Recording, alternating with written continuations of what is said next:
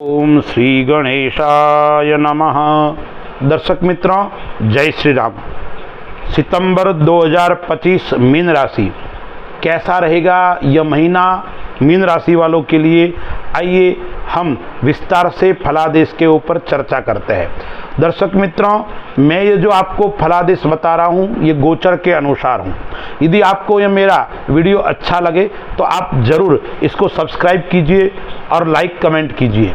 यदि आप अपने कुंडली के बारे में विस्तार से चर्चा करना चाहते हैं तो वैदिक ज्योतिष परामर्श केंद्र है, वहां आकर अपने आध्यात्मिक ज्योतिष और धार्मिक समस्या संबंधी कोई समस्या है उसका समाधान आप कर सकते हैं। जोधपुर के अंदर यह केंद्र स्थित है। आप आइए और अपनी समस्याओं का समाधान अवश्य कीजिए। दर्शक मित्रों, मीन राशि स्वामी है वो गुरु है। मीन राशि वाले जातक होते हैं वो स्वभाव से थोड़े चिड़चिड़े होते हैं, स्वभाव से थोड़े अलग प्रकार के विचार रखने वाले, एक तो स्वयं थोड़े स्वार्थी भी होते हैं और किसी भी बात को लेकर कब गुस्सा हो जाए वो उनका पता नहीं पड़ता है।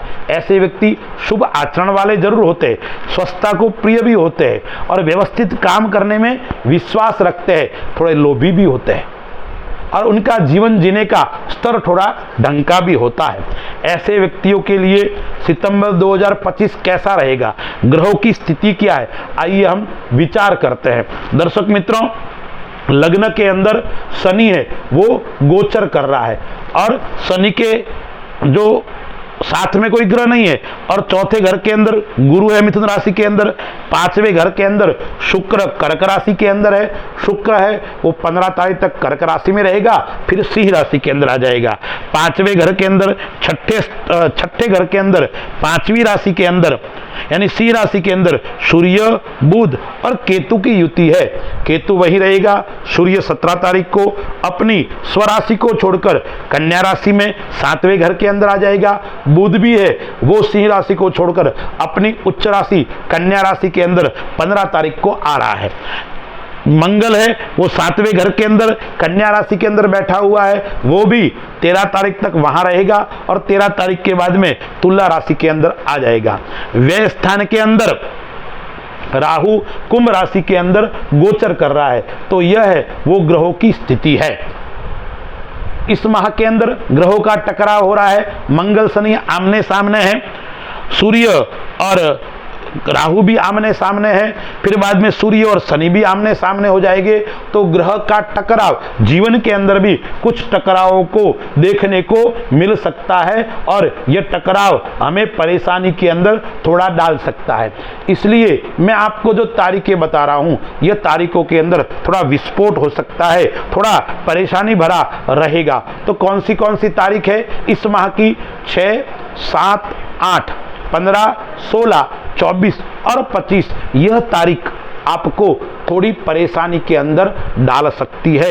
इस दिन झगड़ा हो सकता है, वाद विवाद बढ़ सकता है, इसलिए आपको पतली गली से निकलने वाला आपको बात को आगे बढ़ानी पड़ेगी। यानी किसी से ज़्यादा वार्तालाप नहीं करना, अपने कार्य के अंदर व्यस्त रहना, अपने काम में ही लगे रहना, ज़्यादा कोई वाद विवादित वाले क्षेत्र में न जाना है, न पढ़ना है, न उनसे कोई उलझना है। इस बात का आपको ध्यान रखना है। अन्यथा जैसे 5 ग्रहों का टकराव है वो अपने जीवन के अंदर भी घटित हो सकता है, तो टकराव से आपको बचना है।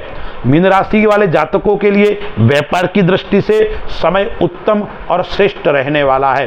हो सकता है आपको इस माह के अंदर बहुत अच्छे व्यापार के योग आपके सामने आएंगे, वो आपको परिपूर्ण हो जाएगा और आपके व्यापार के अंदर रफ्तार भी बढ़ेगी, धन की भी प्राप्ति होगी और निरंतर आपका काम आगे बढ़ने का योग बन रहा है। दोस्तों, व्यापार के अंदर जो रुका हुआ धन है वो भी आने का योग बन रहा है। आप काफी समय से योजनाएं बना रहे थे, योजनाएं वो भी आपकी साकार रूप जमीन पे उतरकर आपको लाभ दे सकती है। यानी कैरियर की दृष्टि से आपको यह समय अच्छा रहने वाला है। प्रॉपर्टी से संबंधित देखे, जमीन संबंधित देखे तो भी कहीं न कहीं यह समय आपको लाभ देकर जाने वाला है। इस माह के अंदर भूमि का योग बन रहा है, भवन का योग बन रहा है। आप चाहते थे लंबे समय से कोई मकान आदि लेने का योग भी इस माह के अंदर बन सकता है। परंतु व्यापार के अंदर प्रतिस्पर्धा बढ़ेगी।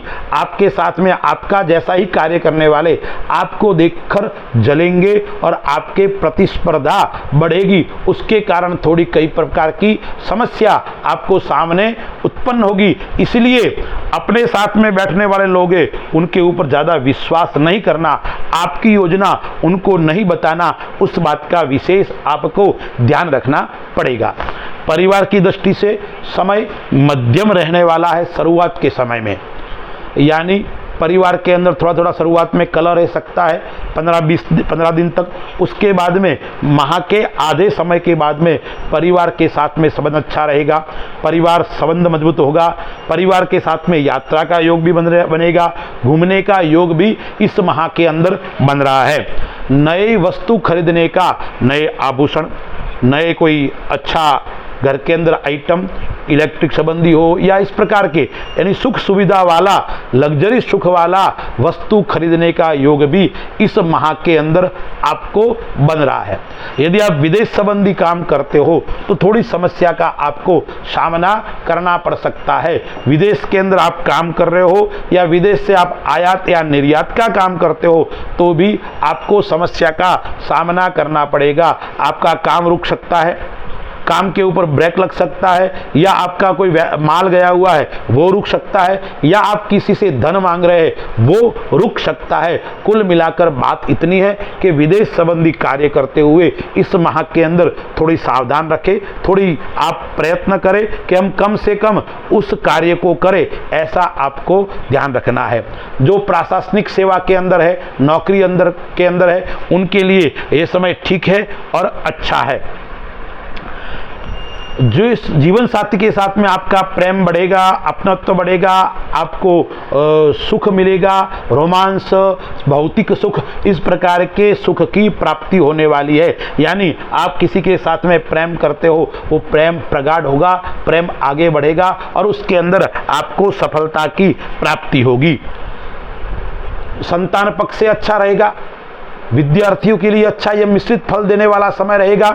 यानी संतान आपके कहे अनुसार चलेगा, संतान कहे अनुसार भी चलेगा और संतान से आपको सुख की प्राप्ति भी होने वाली है। संतान आपकी नौकरी नहीं कर रहा था तो उसकी नौकरी लग सकती है, ये संतान का व्यापार नहीं चल रहा है तो व्यापार आपको बढ़ेगा। यानी संतान से धन की प्राप्ति होने का योग आ रहा है। दूसरा, पारिवारिक धन की प्राप्ति का योग भी इस माह के अंदर आ रहा है। कोई आपका पैतृक विवाद चल रहा है, कोई पैतृक समस्या चल रही है, भूमि भवन आदि संबंधी, तो उसके अंदर भी आपको सफलता मिलने का योग आ रहा है। कोई मुकदमा चल रहा है, कोर्ट केस चल रहा है, उस प्रकार का योग भी चल रहा है तो उसके अंदर भी माह के अंत तक आपको शुभ समाचार मिलने का योग आ रहा है।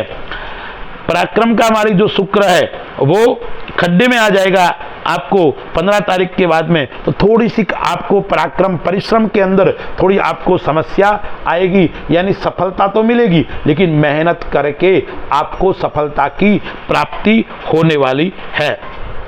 लग्न के अंदर शनि है, शनि दादा दादी का सुख देगा, प्रारब्ध का सुख देगा, आपका शरीर भी अच्छा रहेगा, आपकी बुद्धि भी अच्छी रहेगी और आपको देखकर लोग कुछ न कुछ सीखेंगे। यानी आप किसी के पथ प्रदर्शक बन सकते हैं, किसी के आप मार्गदर्शक बन सकते हैं। यानी अच्छे कार्य के लिए आप व्यक्तियों को प्रेरित करेंगे, आपको देखकर लोग सीखेंगे। यानी आप कोई गुरु है या आप कोई शिक्षक है तो आप अच्छा आगे और कर सकते हैं, ऐसा योग भी इस माह के अंदर आपको आ रहा है।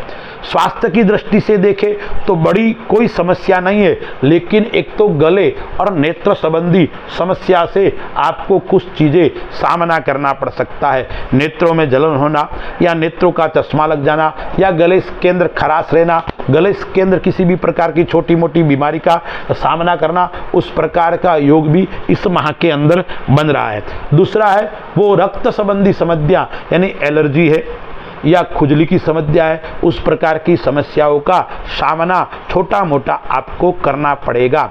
इस माह के अंदर आपका आत्मविश्वास परिपूर्ण रहेगा, काम करने की गति आपकी अच्छी रहेगी, यानी संतुष्ट रहेंगे, आप आत्मविश्वास साहस से परिपूर्ण रहेंगे। इसलिए आप जहां जाओगे आपको मान मिलेगा, आपको सम्मान मिलेगा, आपकी प्रतिष्ठा बढ़ेगी और आपका मान सम्मान आपको आगे जाकर अच्छे लोगों के साथ में संबंध बनाने में भी काम आएगा।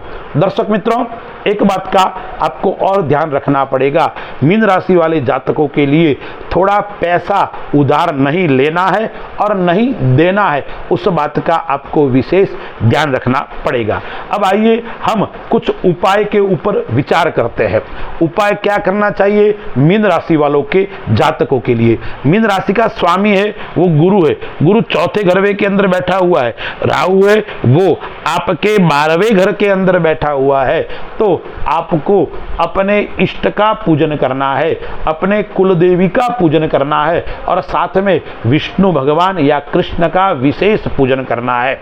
आप गुरुवार के दिन भगवान विष्णु के सामने बैठकर या गुरुवार के दिन राम कृष्ण आदि के सामने बैठकर किसी भी विष्णु स्तोत्र का आपको पाठ करना है और संभव हो तो एक मैं सुंदर आपको श्लोक देता हूं, श्लोक का पाठ करना है। आपको मैं बता रहा हूं, ओम अच्युतानंत गोविंद नामोच्चारण भेषजात नश्यन्ति सकला रोगा सत्यम सत्यम वदाम्यहम। इस श्लोक का पाठ कर सको तो करना है, यदि नहीं कर सकते हो तो मैं आपको भगवान विष्णु के 3 नाम बताता हूं। तो इस श्लोक के अंदर आया हुआ है अच्युतानंत गोविंद, यानी ओम अच्युताय नमः, ओम अनंताय नमः, ओम गोविंदाय नमः। इन 3 नामों का आपको लगभग 51 बार या 108 बार प्रति गुरुवार को करना है। यह करोगे तो आपके रोग संबंधी समस्या समाप्त हो जाएगी और विदेश संबंधी कोई समस्या आ रही है वो समस्या भी धीरे धीरे समाप्त हो जाएगी और आपको सफलता की प्राप्ति होगी। और साथ में आपको पितरों का पूजन भी करना है। कैसे करना है पितरों का पूजन? इस माह के अंदर पितृ पक्ष भी आ रहा है, यानी श्राद्ध पक्ष आ रहा है। ये जो 16 दिन का जो पीरियड है, समय है, उन प्रतिदिन आपको पीपल के अंदर जल चढ़ाना है। चढ़ाते होंगे आप लोग, कैसे चढ़ाना है वो मैं आपको बता रहा हूं। बंधुओं, या तो सूर्योदय के समय प्रातःकाल या सूर्यास्त के समय एक जल भर के लोटा लेना है, यानी जल अंदर डालना है, उसके अंदर आपको काले तिल डालना है, थोड़ा मिष्ठान, या तो आप गुड़ डालिए या मिश्री डालिए या शक्कर डालिए या पतासा डालिए, उसके अंदर थोड़ा चंदन या कुमकुम डालिए और पुष्प हो तो पुष्प डाल लीजिए। यह भगवान अश्वत्थ यानी पीपल के अंदर चढ़ाना है, या तो सुबह या शाम। ओम अश्वत्थाय नमः, ओम अश्वत्थाय नमः, ऐसे बोलते हुए आपको जल चढ़ाना है। उसके बाद में आपको एक दीपक करना है, तेल का दीपक करना है, चाहे सरसों का तेल हो या तिल का तेल हो। और उसके बाद में पीपल की आपको 7 परिक्रमा करनी है और क्या बोलना है? ओम पितृदेवाय नमः, ओम पितृदेवाय नमः। और उसके बाद में हाथ जोड़कर भगवान विष्णु को याद करते हुए ओम नमो भगवते वासुदेवाय, इस 12 अक्षर मंत्र का 51 बार पाठ करो और अपने पितरों को प्रणाम करके किसी ब्राह्मण को भोजन करवा दो या गौ माता की सेवा करो, तो आपको पितरों का आशीर्वाद मिलेगा और जीवन के अंदर जो समस्याएं आ रही है वो समस्या इस माह के अंदर समाप्त हो जाएगी और आपको उन्नति की प्राप्ति होगी, आपकी धन की प्राप्ति होगी। मैंने जो उपाय बताया है ये आजमाया उपाय है, यदि आप करोगे तो निश्चित मैं कहता हूं आप धनवान भी बनोगे, आप कीर्तिवान भी बढ़ोगे और आपकी सभी समस्याएं समाप्त हो जाएगी। अस्तु, जय श्री राम।